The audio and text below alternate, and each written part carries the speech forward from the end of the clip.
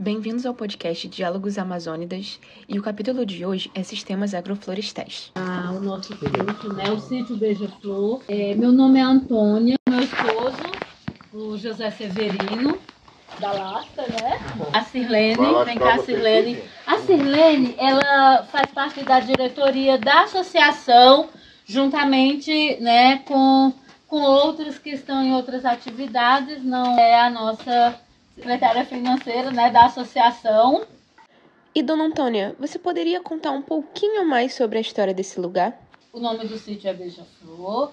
Nós chegamos aqui há 11 anos, né? Em dezembro de 2012, nós oficialmente conquistamos a posse desta terra, desse pedacinho da Amazônia, que nos proporciona viver. E estamos muito felizes em estarmos aqui da atividade relacionada à fruticultura, né? Muito pouco que aqui a gente prioriza a fruticultura, dentro da agrofloresta, TAFs, todos os sistemas florestais, todos os sistemas. Poderia nos contar um pouco da sua trajetória, dona Sirlene? Meu nome é Sirlene, meu apelido é Baixinha, me deram aqui, né? Quando eu cheguei em 2004, eu era a mulher mais pequena, então. E eu estou aqui desde 2004, quando começou o Movimento Sem Terra, que era o sonho de ganhar uma terra, né? E a minha moradia, quando eu comecei a sonhar com uma terra, meu pai já possuía uma terra e ele jogou fora. Então, assim, o gosto de morar no sítio fez com que eu sonhasse um dia de ter o meu. Porque o que era do meu pai era dele e ele fez o que quis. Então, de um sítio, a gente acabou debaixo de uma ponte, que era o único lugar que restou para mim morar, eu e 13 irmãos. E a gente cresceu ali, se alimentando dos peixes, dos bichos, e tivemos uma vida que Deus permitiu. Então, quando eu casei, eu sonhava em ter o meu canto. Meu casamento não deu muito certo. Quando foi para vir para cá, eu tive que fazer uma escolha entre meu casamento e o assentamento, porque o meu esposo, ele via o assentamento como muitas pessoas vê, que o assentamento, naquela época, quem estava no assentamento, as mulheres eram mal vistas, os homens eram tudo chamado de vagabundo.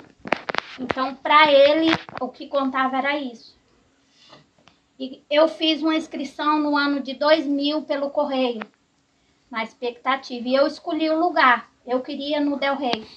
Então, por eu ter escolhido o lugar, eu não ganhei em outro lugar. Nos outros lugares, tudo saiu. E eu não ganhei, porque eu queria no Del Rey, que é a Pinheiro Velho, na época que eu tinha me inscrevido. Eu fui embora para Feliz Natal e voltei. E quando eu voltei, estava começando o Movimento Sem Terra. E com aquela inscriçãozinha que eu tinha feito, com aquele número, eu consegui entrar no assentamento. Aí eu entrei, paguei a inscrição na época de R$30, ganhei um barraco e fui. Foi ali que eu comecei a ser eu. Eu deixei de ser a vida que meu marido queria. Eu comecei a olhar para o meu sonho. E meu sonho era ter uma terra, era viver dela, era lutar por ela, porque a minha trajetória que eu vinha, ela era muito amarga. Então eu queria ter uma vida diferente. Mas aí eu tive que enfrentar não só a vida, eu tive que enfrentar ele. Porque quando nós ficamos 2 anos lá, quando teve a mudança para cá, aí tinha que vir. Era obrigatório mudar para cá. E aí ele falou, você vai escolher ou o nosso casamento ou o assentamento. Eu falei, a minha escolha está feita, eu estou indo. Peguei e vim. Quando eu cheguei aqui, eu vim com 3 filhas e eu não tinha onde morar. Aí dona Wanda cedeu para mim ficar com ela, né? Eu consegui construir o meu barraco dela, mas a gente deu prioridade para ela, porque ela era a mãezona do assentamento, então ela ia cuidar de mim, do meu filho, e nós ia se virar. E aí eu não queria vir. Eu tava com medo, muito medo. Aí ela falou, vamos, filha, se o dia que não tiver sal, nós roubamos do coxo dos boi. Aquela palavra foi assim, nós não vamos passar fome. Nós não vai. E aí eu peguei e vim. Chegamos aqui, a luta foi grande.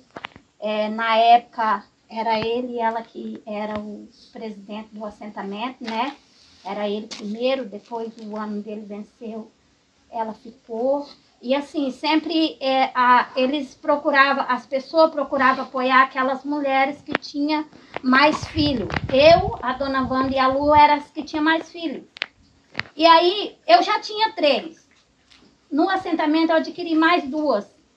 Com, acho que mais ou menos uns 6 meses que nós estávamos já morando, acho que não tinha isso. A minha mãe resolveu casar e parou na frente do meu barraco e disse, ó, tá aqui seus 3 irmãos, você vai cuidar deles e eu tô indo pra fazenda, eles não querem me acompanhar. E me deu meus 3 irmãos. Então agora eu era uma mulher com 3 filhas, 3 irmãos e mais 2 meninas. E eu tinha que trabalhar para trazer o sustento, tinha cesta básica na época. Então eu tinha a prioridade, porque as pessoas me davam, a cesta básica não podia ser levado, eles me davam. E isso fez com que eu permanecesse no assentamento. Porque as pessoas olhavam para mim e me ajudavam. E eu fui ficando. E aí Deus abençoou que as terras saíram. Silene, só para esclarecer para o pessoal, quando a Silene fala do assentamento, ela está lembrando do tempo de acampamento ainda. De acampamento, de quando a gente estava na beira da estrada. Falava na beira do asfalto, em barraca de lona. Aí quando saiu a posse, isso tudo começou lá em 2004, que era acampamento, e aí no ano que a Antônia falou, foi o ano, em 2012, foi quando a gente foi contemplado com a terra. Aí o professor Alexandre, ele já fazia visita no assentamento. E ele já falava dos projetos Semente do Portal. E aí a gente queria conhecer o que era o Semente do Portal. Porque antes de sair o assentamento, a gente recebeu uma notícia que o processo da fazenda já tinha vencido e nós tínhamos apenas uma luzinha. Que se nós aceitasse o projeto que é hoje aqui dentro, que era um projeto modelo, que nunca tinha existido por aqui, nós não precisávamos ir embora, que era o projeto sustentável. E que nós tínhamos a possibilidade de ganhar a nossa terra. E aí imagina, você tá ali, isso já tinha acho que uns 6 anos, você tá ali, agora você tem que voltar. Imagina eu ter largado o marido e agora voltar para trás sem nada. Então, a possibilidade era, não, é tudo ou nada. Então, vamos aceitar isso aqui. Todo mundo quis. E o que seria o CIPRA? O CIPRA mesmo, que é o cadastro de seleção das famílias para quando o processo já está quase finalizando, aí é o CIPRA. É cadastro, né? O INCRA vem, cadastra as famílias e aí faz a seleção para saber se aquela família realmente ela se enquadra, né, dentro das normas de reforma agrária. A senhora gostaria de fazer uma última fala, dona Antônia? Isso aqui foi tudo eu e a minha família, o meu esposo, a minha filha, que plantamos, que construímos, porque aqui era um pasto degradado que tinha um pé de aça-peixe condenado pelos fazendeiros e lacre, mas que a gente continua com pé de lacre, aça-peixe e tudo isso que vocês estão vendo que foi plantado por nós. E uma última fala do nosso professor Leandro. Do nosso papel como geógrafo, que a gente, na verdade, a nossa área de atuação é disputar territórios, né? Para proteção ambiental, para proteção social, para inclusão social. Então, a geografia é uma aliada, né, dos movimentos que disputam territórios, porque a gente, na verdade, é uma ciência de disputa, mas a gente está do lado dos oprimidos e não do lado do opressor, que detém poder, capital, e a gente está sempre disputando, né? Esse é o nosso papel aqui como geógrafos, é aprender e se colocar também como aliados, né? Eu acho que esse é a nossa motivação de alma da geografia.